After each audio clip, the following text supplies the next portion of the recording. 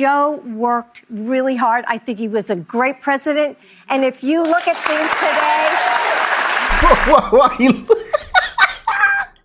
That's how you know someone. That's how you know when your sibling or your loved one is lying, but you just going along with everything. Oh, we send our prayers to Joe, man. And I know how people feel about this and that, and you know, and what he's done in his past, and you know, the Biden crime family, but you know, we don't wish cancer on anybody, man. But this is one of the biggest scandals in America ever, man. You just can't make this up, man. Let's go and jump in. Roll that beautiful intro. Want to really see something that said, take a look at what happened.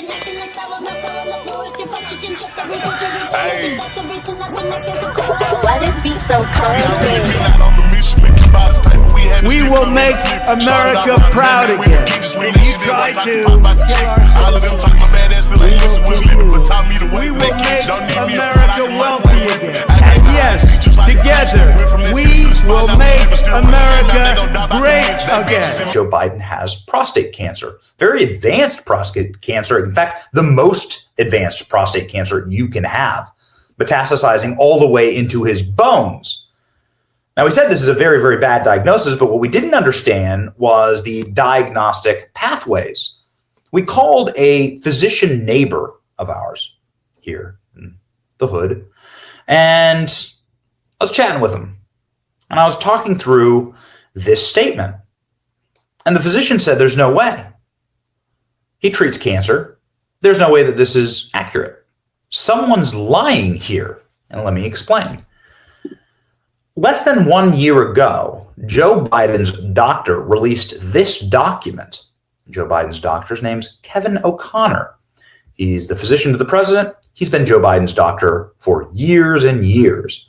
He signed it and everything, saying that Joe Biden is fit as a fiddle. Look at that date, July 8th, 2024.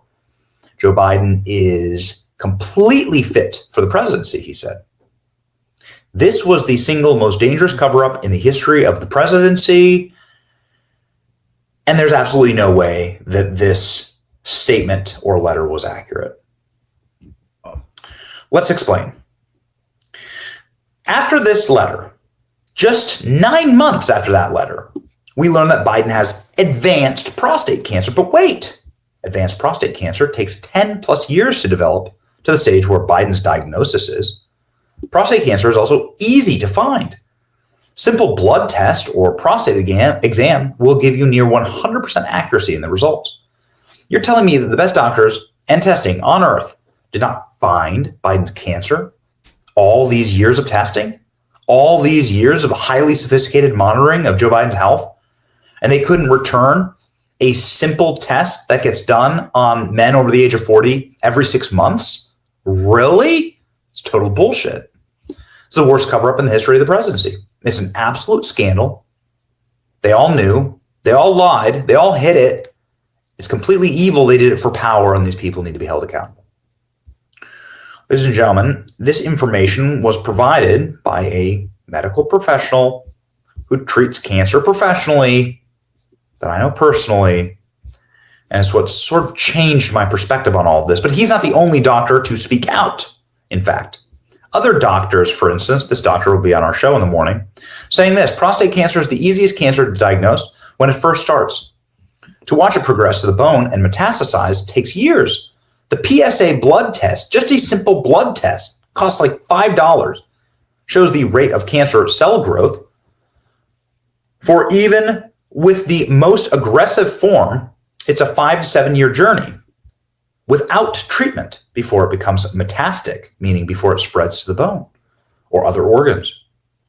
This means that it would be malpractice for this patient to show up and be first diagnosed with metastatic disease in May of 2025. It's highly likely that he was carrying the diagnosis of prostate cancer throughout the entire White House tenure, and that the American people were uninformed. Doctors from Joe Biden and his team, is this possible to develop Mets to the bone, Gleason score 9, prostate cancer in about 100 days. Right. So first of all, thank you. It was a privilege to be here. Big fan of this show. And when your people came after me, I was like, well, of course, being distorted, being lied to, being manipulated. I woke up this morning thinking to myself, the press should wake up this morning and think to themselves, we got played. We got played for 4 years. And this is absolute categorical evidence of exactly that. The physician you just had on prior to me, I agree with everything he said. It's exactly right. Look, I've been treating prostate cancer for 40 years. I'm on the board of the Prostate Cancer Foundation. I am a prostate cancer patient. I know this illness very well. And as soon as they said, we felt a nodule, already my spidey sense went up. Because guess what? We don't really even do the digital rectal exam very much anymore. But I thought, maybe for a president you would. You follow the PSA. And they went from, a nodule to advanced metastatic disease. Maybe somebody who hadn't seen a doctor in 5 years. Maybe. As the doctor said, maybe a 2% probability. It's not the way it went. This has been going on for a long time. And you also just heard about how the androgen deprivation therapies cause cognitive decline. They also sometimes cause frank dementia. In fact, I was talking to my own urologist, and I said, hey, if I develop metastatic disease, I do not want androgen deprivation therapy. I'm convinced I'll be one of these guys that will lose their cognition, and I'd rather try other things if it's possible. But that is the stepwise approach to prostate cancer when it shows up as metastatic. So you're saying that it is a damn near medical impossibility to have surprise Gleason 9 stage 4 prostate cancer Mets to the bone. The Gleason 9 part, sometimes people present with an advanced stage, so don't focus on that. And a Gleason 9 is highly probable to move along and be very aggressive. But to present in somebody who is the part that doesn't pass the sniff test is, he wasn't getting adequate care? No, that's very improbable. And by the way, people, I was looking at my Twitter feed a few minutes ago, and somebody said, this isn't the first nor the last time we'll be lied to about a president. And that's true. You got to remember, Woodrow Wilson had a massive stroke, and his wife ran the White House from his bedroom for something like 6 months. But in today's world, where we're on top of everything, it feels so deceitful and such a violation of basic ethics. The person who's running the country may be unable to think clearly, either because he had some Parkinsonian syndrome, which we've all been talking about for years, and that's separate from the prostate cancer issue. All that motoric slowing and the mask-like faces and the hypophonia, the inability to project his speech, that's Parkinsonism. That is separate from what happens from prostate cancer and prostate cancer treatment. So he had a ton of medical problems going on about which we were gaslit for daring to say, hey man, I'd like to know what's going on with this guy. It doesn't look right. So given that this is your profession and your lane, let's talk about Dr. Kevin O'Connor, who in February of 2024 gave the last full clean bill of health for Joe Biden so that he could launch directly into a presidential run. Was this malpractice? What's your assessment here? Well, I think he chose his words very carefully. He said he's suited for the position, something like that, which how do you even, we don't have a set of criteria for the presidency, and maybe we should. Maybe there should be cognitive assessments. Maybe there should be physical assessments, because we are living a long time. We certainly have it in my profession. You get referred out if you get too old to be practicing medicine. That's what happens in a profession where there's a lot of responsibility. People monitor it and call it out when they're having dysfunction. There's no such thing for the President of the United States. Joe Biden, lawyer, your doctor, your airline pilot, you wouldn't want him as the president of the United States. And my suspicion is that the people around him didn't want it either and stepped in and started doing the governing themselves. This is a scandal, and we don't know the full extent of it yet. Doctor, given your deep expertise on prostate cancer specifically, can you talk us through when it was likely that they knew that Joe Biden had prostate cancer, and what will be the likely result of this diagnosis? So it's what normally happens is you follow the PSA and it starts to pop up. You go, hey, let's do an ultrasound of your prostate. Oop, look, we see something there. Let's biopsy it. And if you have a Gleason 6 or less, you might just observe it. Those are not aggressive tumors. You're eventually going to need some kind of treatment. And if the grade and the size starts going up with future biopsies, it's called active surveillance, then you jump in. Somebody Joe Biden's age, you probably would do something like external beam radiation or perhaps radium implants. You wouldn't necessarily go to a prostatectomy. Now, did they do that and it progressed anyway? I don't know. Or did they observe it and whoops, it got away from us because it turned aggressive. We weren't prepared for it. I don't know what happened, but it didn't happen the way they said it did. It didn't. Listen, I don't want to accuse anybody of lying. I wasn't there. I didn't examine the patient. But the fact is, I've never seen a situation, I've treated a lot of prostate cancer, where you go, I feel a nodule. And again, that already is suspicious because you're going to be responding to the PSA before you worry about nodules. But what was the PSA? When did it start climbing? Those sorts of things. And my bet is it was 2 to 3 years ago. That's my bet. And if you look at Joe Biden's decline, it kind of accelerated about 2 years ago. So you have to wonder. I wondered if he was getting treatment for his Parkinson's disease, and that was affecting his cognition. That's another layer of intrigue in this story. But now it's starting to look like, well, maybe they knew it was metastatic disease and they started to put him on androgen deprivation therapy back then, which would be the normal progression of things. Now, the physician you had on before, I could tell, doesn't treat prostate cancer now and isn't involved in current research. These days, you can actually send radioisotopes to each individual prostate cancer cell. And that's the way you would treat somebody like a president. But there's no talk of that. I don't know what they're doing. Has he not progressed? They're not telling us anything. And there's an interesting question in here. To what extent does someone who's responsible for leading the free world have an obligation to tell us about his own individual private medical conditions? What is that obligation? And people are not having this conversation. It's an important one to have. Yes, it seems like something that is constitutionally mandated in a republic where the change of the guard would then go immediately to the vice president. There's succession here. If Joe Biden has a terminal, as our last guest put it, I'm not sure if would you agree with that? 100%. It's not a curable disease. Even with some of the fancier stuff I was describing, the cancer is brilliant. It comes back. It finds a way to push through that. And so, yeah, it is at this stage of history. Although one day we look to curing it, at this stage, certainly terminal at 5 years from onset of metastatic disease, which we don't know when that moment was. So, yes, they were running him for president, putting him up for debates, having him taunt Trump, say, make my day, pal, while he has terminal cancer. This is insanity, doctor. It's insanity. I agree with you. And that is why I'm using the word scandal. This is scandalous. And it goes right at the heart of, like I said, I woke up this morning thinking every journalist that was gaslighting us, that was telling us nothing to see here, sharp as a tack, photographic memory, every one of you should wake up this morning, and there's a lot of them out there, and apologize. Van Jones started to do it. I don't know if you noticed. He's going that direction right now. And Van's a great guy and a smart guy, and I expect to see him lead his journalistic colleagues into this, which is we seen Van Jones. Van Jones said, this has shot us in the foot. This is going to be hard for us to recover from. Van Jones admitted that, was it night before yesterday? Yeah. Van Jones says it's going to be rough for Democrats after this. He said it. Yeah. And now we seeing Jake Tapper go on a little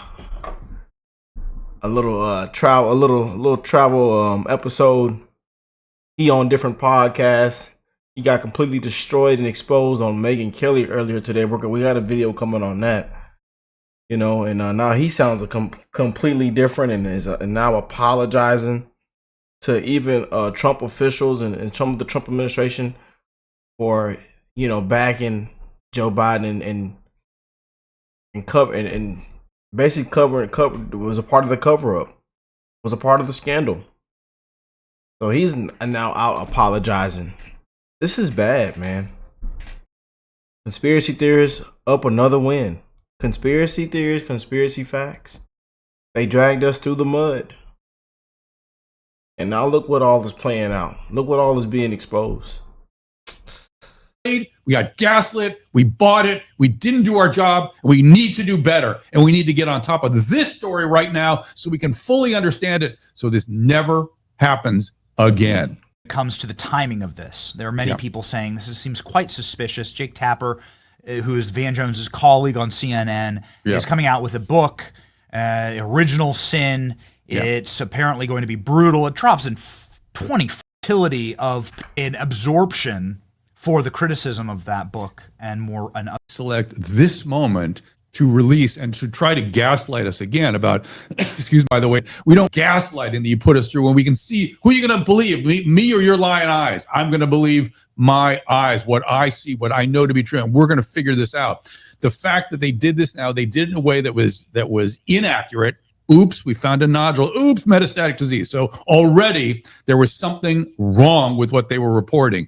And they selected to report it. Now, my bet is they were going to try to hide it until he died and then say, oh, he just had really aggressive disease and he died. And then maybe a couple years down the road before the disease really takes him out. But they couldn't. They have this problem coming with the cognition. Look, if they, frankly, if they were smart, they would say, look, he had Parkinsonism. He had Parkinson medication that slowed him down a little bit. He had prostate cancer. They gave him androgen deprivation therapy. Yep, makes you sleepy, makes you fall, makes you a little slower. But he was still making good decisions. They could make that case, but because they are such lying, duplicitous, gaslighting. There are stronger words I could use, but it's my first time on your show, so I don't want to go all the way there. But that's the problem here, and that's what we must examine carefully and fall. Like separating the moral question, which is that you don't wish cancer on anyone. No. And I didn't actually know that you that you yourself have gone through prostate cancer. I didn't know this. So of course you would never do that, right? You'd never do that. But you need to also ask the question, if the president has a terminal illness, we live in a constitutional republic, we have a right to know, because this guy's negotiating peace deals or starting wars. Yes. This is a terrible way to run a country. And that brings me to a moral question for you, Doctor. Okay, here we go. Which is Jill Biden. All right. Oh, boy. There's no doubt that Jill Biden knew. You have to assume this. And as a Jill wife, Biden. Joe Biden or Jill Biden? Yep, Jill Biden. Jill. Dr. Jill. The wife of Joe Biden for 4 decades. You have to at some point start asking the question, like, what did Jill Biden know? When did she know it? And how would you, if you love someone, how can you allow the pressures of the most grueling job on earth to befall their shoulders when you know how sick they are? Why would you allow them to keep being trotted out like a show pony, getting whipped on The View? I mean, it's very humiliating. It's degrading, actually. And we're arguing. I can't believe I find myself in this position, Doctor, but I find myself arguing in favor of Joe Biden as Joe Biden's friend, saying this is immoral to do this to him. Yes, I don't know that I would call that immoral, but it certainly is problematic. It's not love. It's not love, Doctor. You know, but I can tell you, and I would made this the last couple of years. I was making this case on behalf of Joe Biden's family, which was, it's another family like every other. And when the patriarch starts to get sick, they go into denial. They go into support. He has something called anosognosia, right? Mm-hmm. Alex Berenson wrote about this the other day, and I thought, oh, he is absolutely right. Anosognosia is a neurological state that people get in where they block their insight into what's happening to them. It happens with many neurodegenerative disorders. It happens with schizophrenia and bipolar disorder and addiction. And we are in denial about the denial associated with anosognosia. And in family system where there's an important patriarch, the system will sometimes kick in and support the denial of the patient. They don't want him to have to come to terms with the reality of what's before him. They may be as severely in denial as he is. And let's remember, Jill is not biologically or clinically trained at all. She may not understand what this is. She may reject what she's being told. She may not be able to process it. So she may be equally as in this denial as he is. What happens next with these pardons? Doctor. What do you Oh, Dr. boy. Fauci has is not on your Christmas card list. I know Auto that. pens. And what happens next? Preemptive Right? pardons. You've just leapt outside of my field of expertise. But let me see if I can come in. The one thing I would say is, again, if they were more honest, if they could be clear and honest and transparent, here to me is a possible defense, which is, hey man, he had Parkinsonism. It was due to forget what Parkinson's disease and Parkinsonism are they look the same, but they're different things. But I'm willing to just have them tell me he has Parkinsonism. And one of the features of Parkinsonism is you lose the ability to write clearly, and you can even lose the ability to sign your name. And so if they were to say, you know what, we had to use the auto pen because it didn't even look like his signature anymore, and he directed every single one, I promise you. That's that, but he couldn't actually sign it himself. That's their only defense as I see it. That's the only one, but they are not honest enough to use the one thing that you could have sympathy for. It does seem like they're lying themselves. This might have been